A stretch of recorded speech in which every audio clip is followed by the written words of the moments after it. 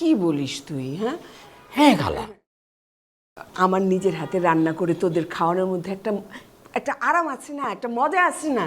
না সেই তোমার মজা আরামটা তো আমি দিতে পারতাম খালা, কিন্তু আমি খুবই সরি। কারণ আমি আজকে এই যে একটু আগেই ডিসিশন নিছি যে আমি নেক্সট 1 মান্থ আমি ফাস্টিং করব, মানে রোজা থাকবো। শুধুমাত্র ইফতারের সময় আমি 2টা খেজুর আর একটু শরবত খাবো।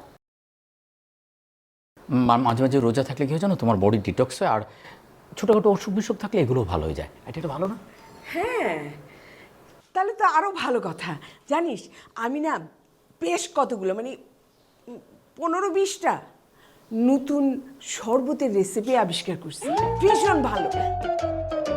আর ওই যে খেজুর আছে না, খেজুর দিয়ে নানান রকম মিষ্টি বানানোর চেষ্টা করছি, মানে সব রেসিপি আমার মুখস্থ, ওগুলো তোকে বানায় খাওয়াবো। এই রোজার সময় তুই যখন রোজা রাখবি এগুলো বানায় বানায় তোকে খাওয়াবো। তুই দেখবি যে তোর সারাদিনের রোজার যে ক্লান্তি আর শরীর গরম হয়ে যায় না, সেটা একদম ঠান্ডা হয়ে যাবে। দেখবি কি যে আরাম লাগছে। ওরম করে তাকায় আসছিস কেন? আর তুই হাসিস কেন? হ্যাঁ